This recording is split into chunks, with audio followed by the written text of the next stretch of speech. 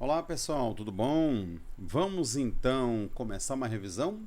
Bom, os assuntos são esses que vocês estão vendo na tela aí, né? O barroco e o arcadismo. Esses serão os assuntos que a gente vai tentar fazer uma revisão sobre eles aí. Claro que a gente vai tentar ser bastante breves aqui no assunto, porque esse assunto já foi exposto, né? Com mais calma em sala de aula.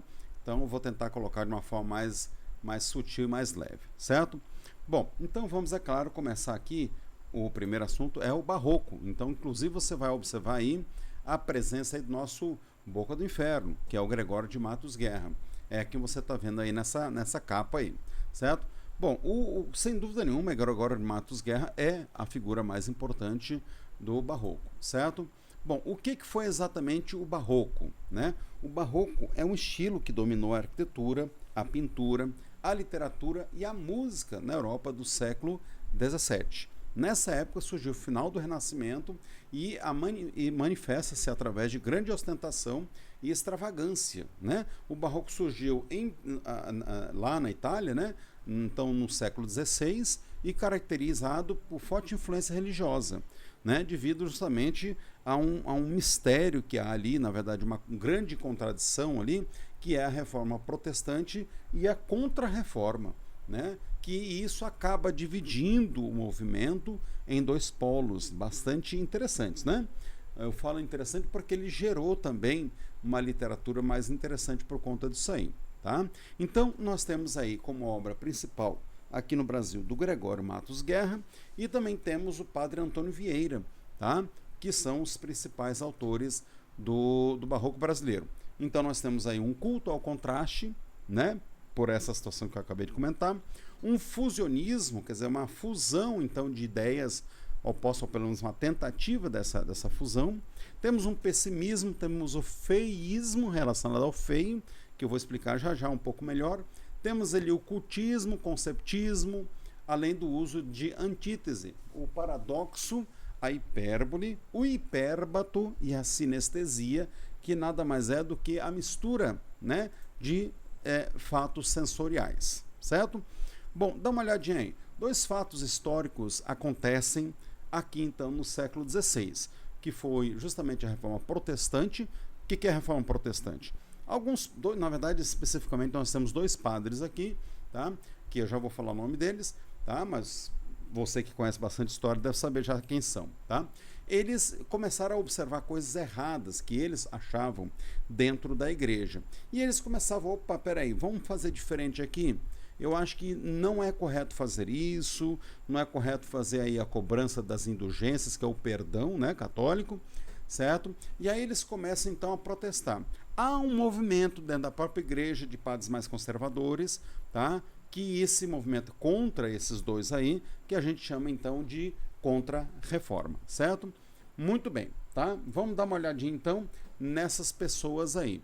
Bom, a gente vai ter o padre alemão, Martinho Lutero, né, de 1483 a 1546, que denuncia a venda do perdão como prática corrupta da Igreja Católica. Você viu que ele pegou pesado aí, já chamando a Igreja de corrupta, né? O Lutero defendia que a salvação só é conseguida por meio de uma vida marcada pela religiosidade, pelo arrependimento dos pecados e pela fé em Deus. Ao entenderem que não precisavam pagar com doações e a penitências, né, pela absolvição, muitos fiéis abandonaram a igreja por seguir o luteranismo, certo? João Calvino, esse é o segundo padre, né, de 1509 a 1564, defendia a ideia de que o lucro obtido pelo trabalho é uma dádiva divina, né? Ou seja, os burgueses então já ficavam mais aliviados naquela questão de não se sentir culpados por estar lucrando, porque ele deixa claro que o lucro obtido através do trabalho honesto, correto, né, é uma dádiva divina. Então, o que aumentou a debandada dos fiéis do catolicismo para, então, a reforma protestante. Assim, parte da burguesia acaba, então, indo para o protestantismo, justamente porque eles passam a achar interessante essa ideia, né? Olha, então, eu não sou então pecador se eu estiver lucrando. Certo? Bom, a reforma católica, a contra-reforma católica, perdão, tá? Ele se dá justamente no Concílio de Trento, né? Onde a igreja, então, de 1545 a 1563, a igreja definiu ações para combater a reforma protestante. E quais são essas medidas para tentar ir contra isso aí?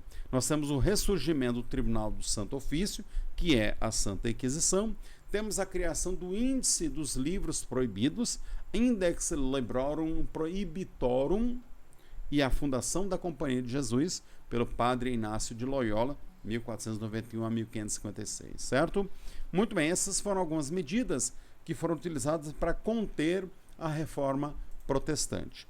Bom, aí a gente vai encontrar essa contradição, você vai encontrar essas ideias aqui que acabam sendo, na verdade, uma marca desse período aí, tá? Então temos o antropocentrismo contra o teocentrismo. Só para lembrar que o antropocentrismo é a ideia de que o ser humano, o homem em si exatamente, né? Ele que é o centro do universo, e o teocentrismo é a colocação de Deus nesse centro aí, tá? Mas como o homem ele passa a ser um pouco mais cientista, né? A gente vai ver aí a vinda do Copérnico, que ele tenta de repente colocar a seguinte, ele fazendo pesquisas, né? Ele observa então a presença através de uma luneta construída por ele consegue pensar, opa, peraí só um pouquinho, esse negócio aí de dizer que o Sol está girando em torno da Terra, não é bem assim que a coisa acontece, né? E aí tentar abafar essa história, não, peraí, só um pouquinho Copérnico, se explique melhor aí e tudo mais. Aí ficou nessa coisa aí. Então há uma contradição, também uma cisão entre a fé e a razão. Há uma ideia contrária também a um debate entre o sagrado e o profano, a carne e o espírito, portanto.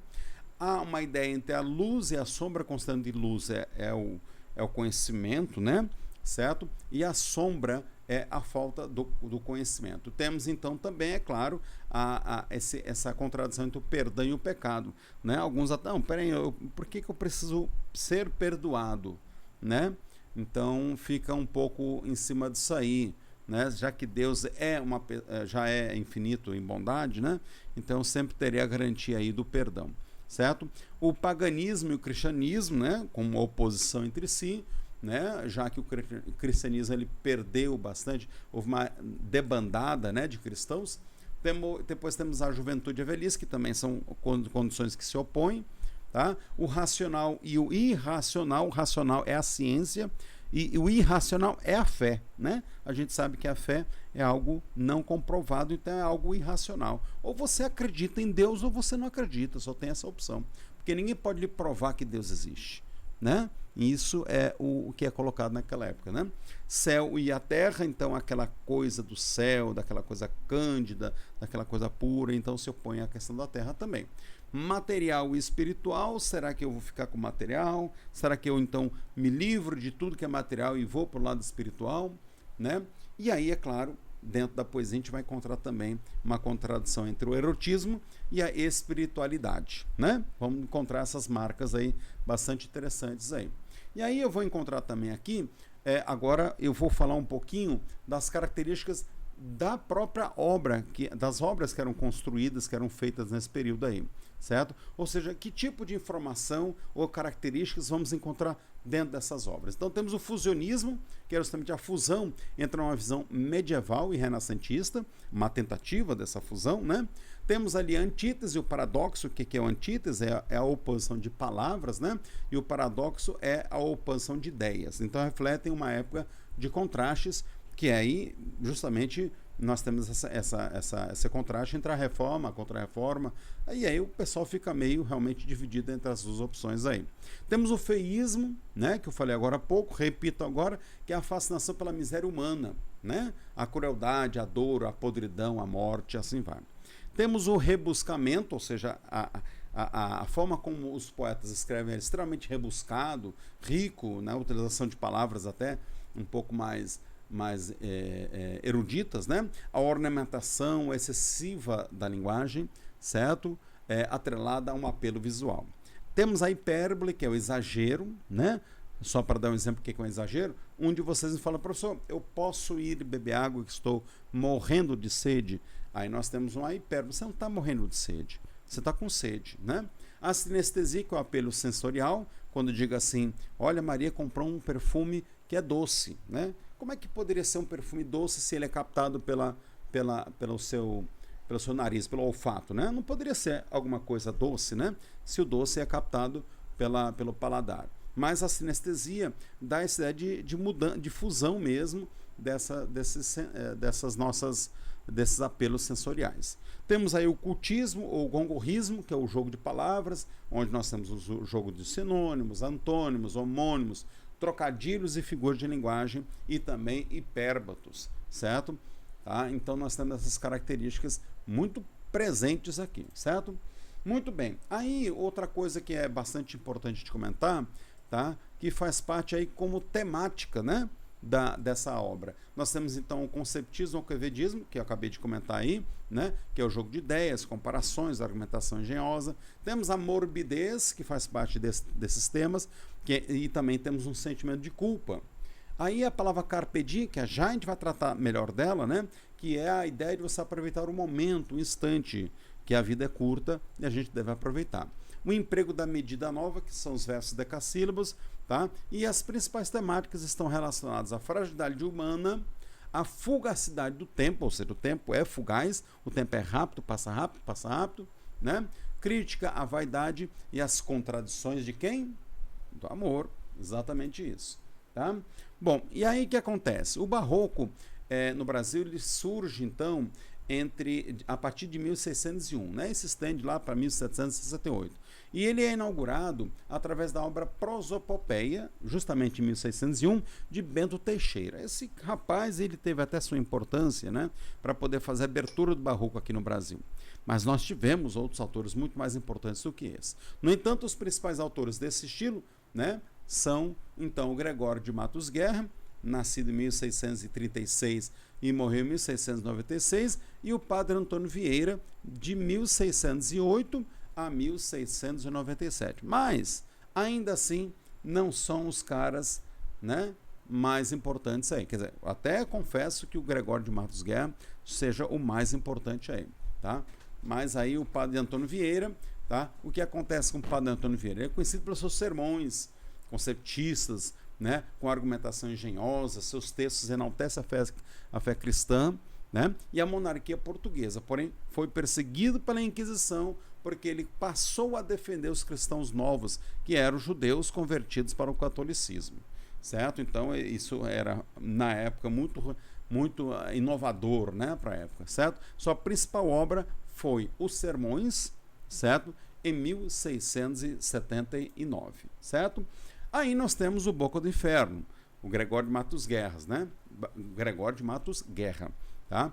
Ele é o nosso representante máximo, né, do barroco brasileiro. Sua poesia é dividida em lírica ou filosófica, se você preferir, certo? Nós temos a parte sacra e a satírica. A lírica, ele procura sempre trabalhar com temáticas amorosas, né?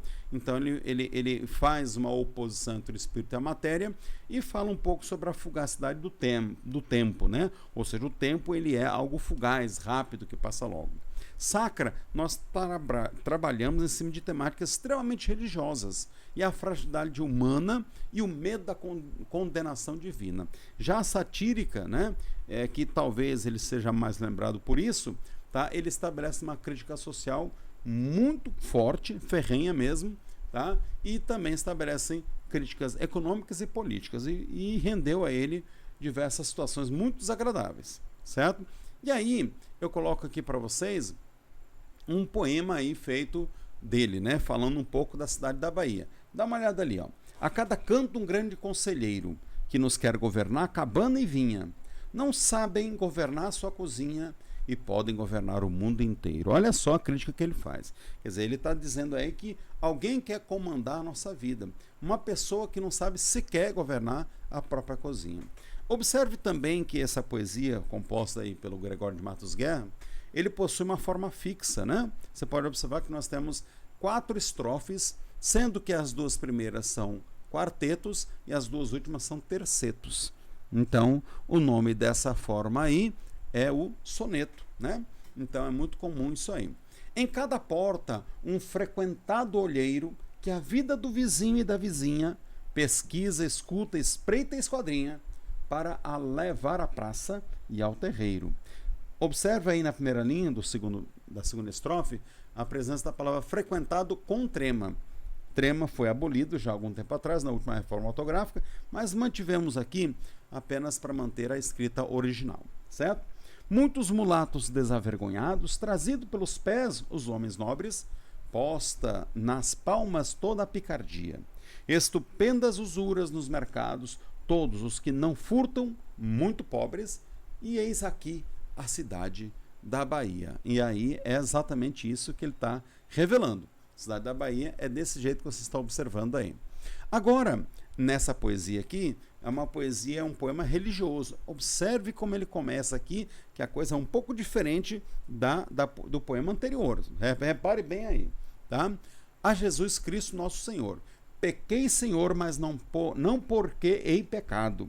Da vossa alta clemência me despido, porque quanto mais tenho delinquido, vos tenho a perdoar mais empenhado. Então ele começa já declarando que ele pecou. Mas ao mesmo tempo ele coloca Deus ali no papel do opa, você, né, justamente vai ter obrigação aí de me perdoar, porque da vossa alta clemência, né, me despido, porque quanto mais tenho delinquido, vos tenho a perdoar mais empenhado. Olha aí, colocou aí Jesus Cristo realmente na prensa, né? Se basta a vós irar tanto pecado e abrandar-vos do sobeja um só gemido, que a mesma culpa que vos há ofendido vos tem para o perdão lisonjeado. Se uma ovelha perdida já é cobrada, glória tal é prazer tão repentino. Vos deu como afirmais na sacra história. Eu, Senhor, a ovelha desgarrada, cobrai-a e não quererais, pastor divino, perder na vossa ovelha a vossa glória. Botou realmente Deus aí numa situação bastante difícil que tem que perdoá-lo, né? Então, mas de qualquer forma, nós temos aí um poema religioso. Ele fala de temas relacionados à religião. Aqui eu vou colocar mais um poema aqui do Gregório de Matos para vocês observarem a presença da antítese. Lembrando que a antítese que é o uso de palavras de sentido contrário uma à outra, né? A gente vai, é justamente isso que a gente vai encontrar nesse poema aqui. Então, antítese é justamente quando você coloca, então, palavras na mesma frase, porém com sentido contrários, né? Então, feliz, infeliz, por exemplo, né? Tristeza, alegria, são palavras de conteúdo bem contrário um ao outro. E isso a gente vai encontrar aqui nesse poema. Vamos dar uma olhadinha ali? Então, olha só, tá? Nasce o sol e não dura mais que um dia. Depois da luz se segue a noite escura. Em tristes sombras morre a formosura. Em contínuas tristezas e alegria. Olha ali. Luz e a palavra escura estão na mesma linha e se opõem. Tristes sombras com formosura. E finalmente embaixo, tristezas e alegria. Isso é o que nós chamamos de antítese, certo? Ou seja, é a colocação de palavras, né, absolutamente com significado contrário na mesma linha. Porém, se acaba o sol porque nascia. Olha só, ao mesmo tempo ele está fazendo uma crítica, né? Porém, se acaba o sol porque nascia, se é tão formosa a luz, porque não dura? Como a beleza assim se transfigura, como o gosto da pena assim se fia. Mas no sol e na luz falta firmeza. Na formosura não se dê a constância, e na alegria sinta-se a tristeza. Começa o mundo, enfim, pela ignorância, e tem qualquer dos bens da natureza a firmeza somente na inconstância. Aí, novamente, a palavra firmeza que se opõe à palavra inconstância, né? Então, nós temos realmente palavras com sentido bem contrários um ao outro. Vamos para a próxima? Vamos falar algumas frases, né? Nós temos algumas frases do Gregório de Matos, que ele se notabilizou, né? Dá uma olhadinha nessas frases aí. A primeira, o honesto é pobre, o ocioso triunfa, o incompetente manda. Fala a verdade, né? Uma frase para a gente ficar refletindo um pouco sobre isso, né? Já a segunda diz assim: ninguém vê, ninguém fala, ninguém impugna. E é que quem o dinheiro nos arranca as mãos, a língua e os olhos. Fala a verdade. esse Boca do Inferno, ele não era fácil da gente lidar, né? Ele sempre estava criticando alguma coisa, não é verdade? Muito bem. Pessoal, a gente vai... Agora eu queria que vocês tirassem um print aí. Isso aqui é o que a gente chama aí de mapa mental, né? Tá? Então esse é o mapa mental do Barroco. Então eu vou contar de 1 a 3 aqui para vocês tirarem um print dessa tela. Vai lá.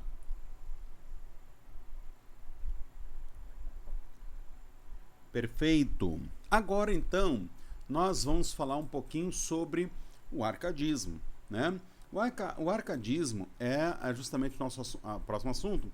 E eu vou colocar aqui para vocês a capa já, tá? Tá aqui, ó. E essa pessoa que vocês estão vendo aqui é talvez um dos mais importantes autores do arcadismo, que é o Tomás Antônio Gonzaga, tá? Vamos conhecer então um pouco esse período? Dá uma olhada aí, tá? Bom, o arcadismo é uma escola literária que surgiu na Europa no século XVIII, mais precisamente entre 1756 e 1825, também denominada de setecentismo ou neoclassicismo. O nome arcadismo é uma referência à Arcádia, região campestre do Peloponeso, na Grécia Antiga, tida como ideal de inspiração poética justamente por ter vastos campos, né? Próximo ali a morros, serras, que a gente vai observar que essa é o principal cenário do arcadismo. A principal característica dessa escola é a exaltação da natureza e tudo que lhe diz respeito. Por essa razão, muitos poetas do arcadismo adotaram pseudônimos de pastores, gregos ou latinos, caracteriza-se ainda pelo recurso de esquemas rítmicos mais graciosos, certo? O arcadismo é o principal movimento literário do século XVIII. Seu contexto é marcado pelo iluminismo e pelo avanço técnico e tecnológico que produziram a industrialização e consequente êxodo rural. O período é fundamental para compreender o declínio do absolutismo e da ascensão da burguesia, né?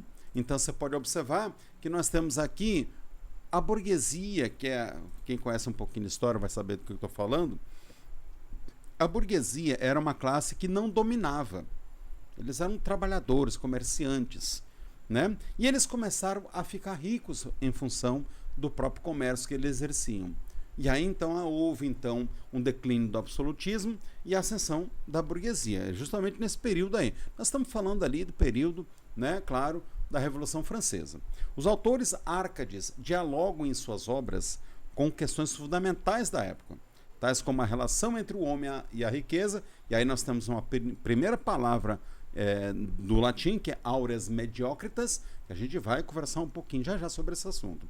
E é um conceito que discute isso, por exemplo, né? Ou como era viver na cidade, os preceitos de fugere urban, que fugere urban significa a fuga da cidade, urban, cidade, né? E locus amoenos, que significa local agradável, são referentes a esse assunto. A gente vai falar um pouquinho melhor sobre essas palavrinhas já. Tá?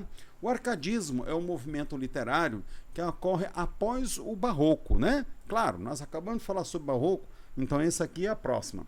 Enquanto o barroco representa um homem em conflito entre o sagrado e o profano, a gente já acabou de tratar desse assunto, inclusive falando um pouco sobre o Gregório de Matos, que ele foi talvez o maior representante, mas ele representou também muito bem essa divisão, essa cisão entre as questões da terra e do céu, o sagrado e o profano, né? Muito bem. Até porque é importante a gente destacar aqui, esse período estávamos falando aí da reforma protestante e a contra-reforma. E aí o que acontece? O arcadismo apresenta um sujeito fiel à razão, ou seja, o homem sai daquele conflito, né? E aí a gente vai observar que ele fica crente na ciência e isso faz dele o quê? Um homem que sai, né, do teocentrismo e ele vai para o antropocentrismo. O que é isso aí? Teocentrismo é colocar Deus no centro do universo e antropocentrismo é colocar o homem na frente de tudo, a ciência, o conhecimento. Então, dessa forma, a gente pode observar essa pequena mudança, ou seja, o homem passa a ser mais racional. Além disso, vale dizer que a linguagem do barroco era rebuscada e cheia de paradoxo, enquanto que aqui no arcadismo, né, a comunicação é mais clara e bem mais simples também, certo? Primeira pessoa que a gente vai falar aqui é esse carinha que vocês estão vendo aí, certo?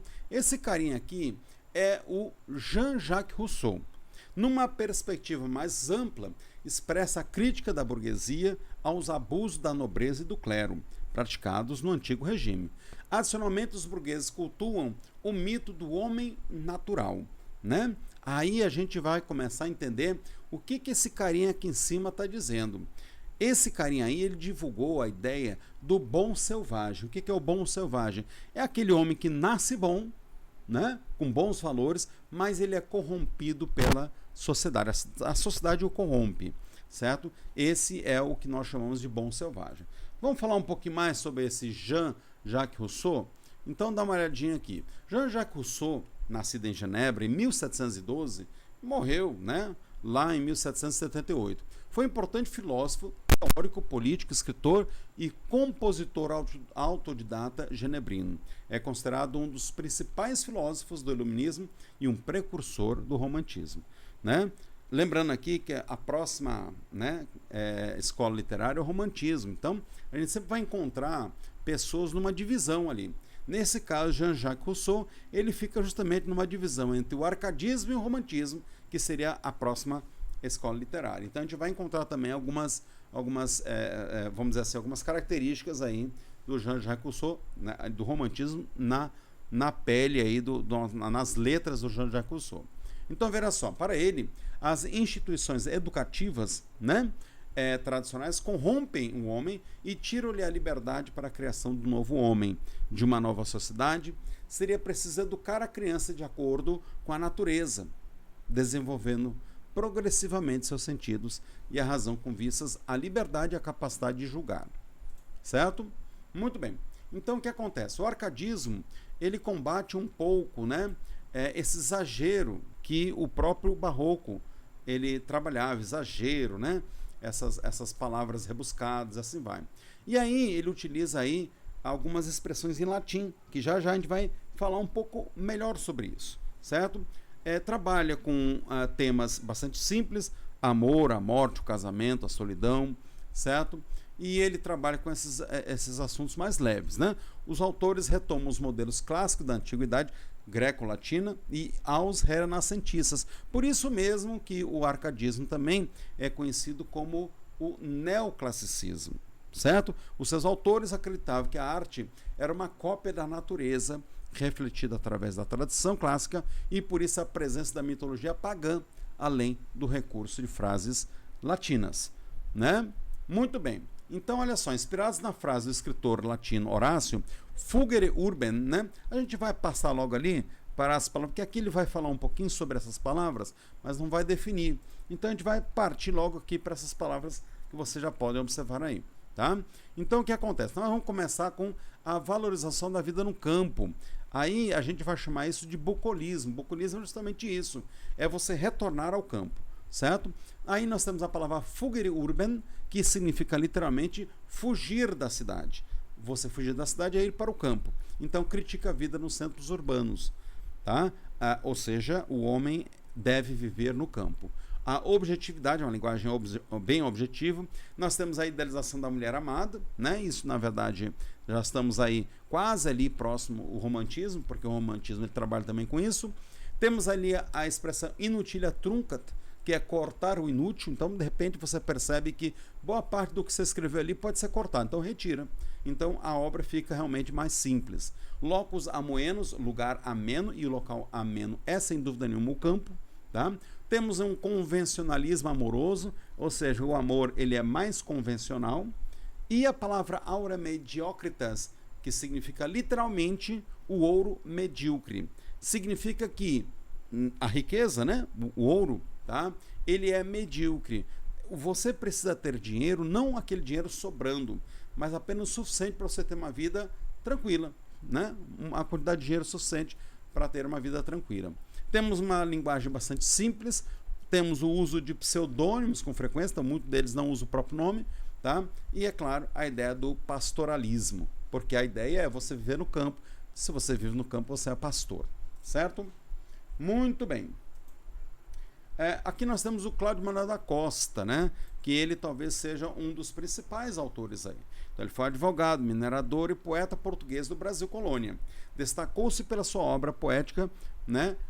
Conhecida como Obras apenas, né? Escreveu Obras, tá? Ele também se envolveu na Inconfidência Mineira, certo? A gente vai observar que dentro das suas obras nós temos sonetos, éclogas, epístolas e outras peças líricas. Também escreveu o poema épico Vila Rica. A sua poesia lírica tinha influência de Camões, tratando sobre portanto, ele admirava Camões, né?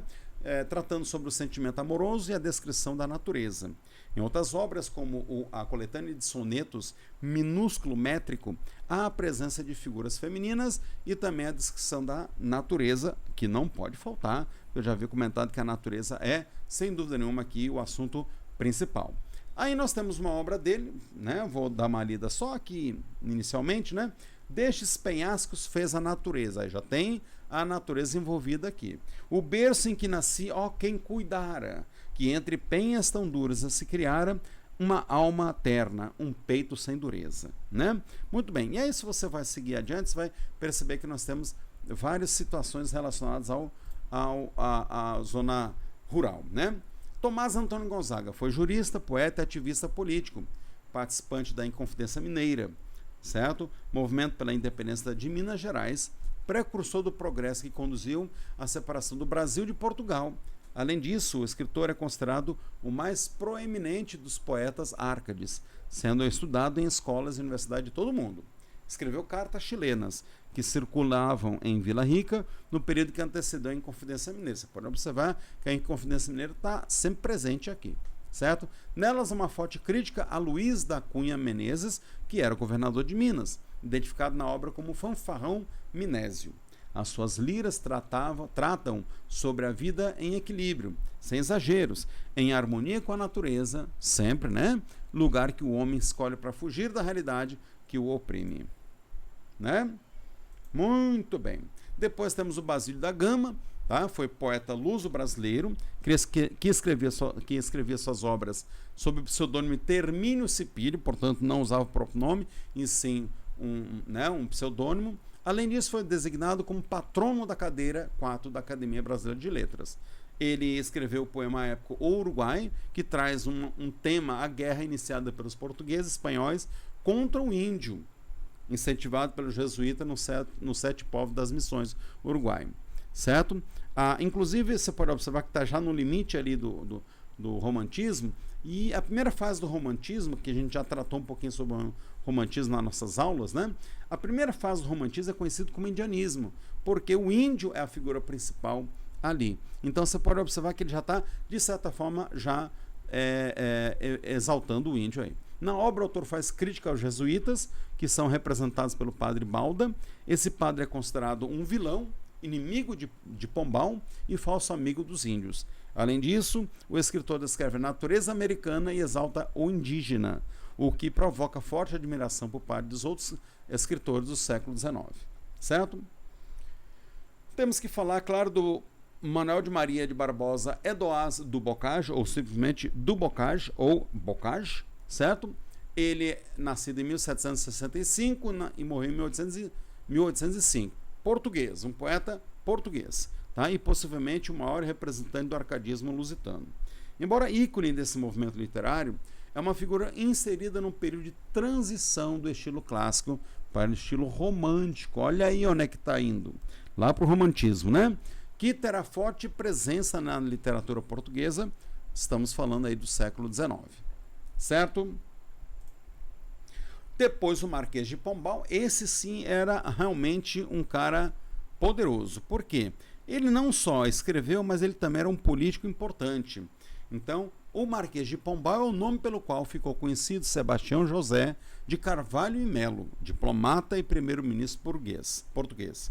Faz parte da geração de governantes conhecida como déspotas esclarecidos, né?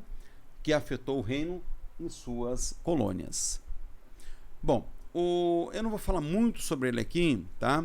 Porque apenas vou dizer tá? Que ele, sem dúvida nenhuma, ele era uma pessoa muito importante, porque ele acabou, né, já que ele era um político, ele também teve essa forte influência política em nosso país. Então, ou seja, além de escrever alguma coisa, ainda tinha força, né, de alterar as leis, né? Em Portugal, tá, ele queria, na verdade, fazer com que Portugal fosse independente da Inglaterra, né? Só para lembrar aqui que o Brasil era colônia de Portugal e Portugal pegava tudo do Brasil, né, e pagava impostos para a Inglaterra, né? Então ele criou aí a Companhia para a Agricultura das Vinhas no Alto Douro, tudo isso para tornar tornar Portugal independente da Inglaterra. Criou a Companhia Geral das Reais Pescas do Reino de Algarve, implantou um novo controle de cobrança de impostos, proibiu a escravização dos índios, proibiu a discriminação dos judeus, convertido no tempo da Inquisição, e preocupou-se com a educação, pretendendo modernizá-la, criando as faculdades de medicina e matemática. Até então, a educação era de responsabilidade da Igreja Católica, certo? E aí ele passou a fazer essa pequena mudança aí. Já no Brasil, ele assumiu aí o governo, ele trouxe as seguintes mudanças: criação da Companhia Grão-Pará do Maranhão, criação de Companhia Geral de Pernambuco e Paraíba, a extinção definitiva das capitanias hereditárias. Para quem sabe um pouquinho de história, sabe que o Brasil era dividido em capitanias hereditárias, elevação do Brasil a vice-reinado de Portugal, estamos aí a um passo da independência, nomeação do Rio de Janeiro como nova capital da colônia, Brasil, em substituição de Salvador, que antes era a primeira capital, né? Mas não da República, claro. Expulsão dos jesuítas, tá? Essas reformas impactaram diretamente na produção e no controle de atividades mineradoras no Brasil, que seria uma das causas da Inconfidência Mineira, certo? Muito bem, tá aí agora o nosso mapa mental no arcadismo. Eu queria que você tirasse um print, né? Porque eu acho que é bastante importante você ter essa telinha aí. Bora lá? Tirar um print aí. Você pode ver que tem até as palavras em latim, né? Então vamos lá, 1, 2, 3 e... beleza! E aí a pergunta que eu vou fazer para você é se você tem aí alguma dúvida, se você entendeu tudo, e você sabe também que a qualquer instante você pode entrar em contato comigo, claro, para tirar suas dúvidas aí, tá bom? Pessoal, a gente vai encerrando por aqui essa videoaula, tá bom? Entre em contato comigo, assista mais de uma vez se você achar necessário, e a gente se vê aí na próxima aula. Até mais!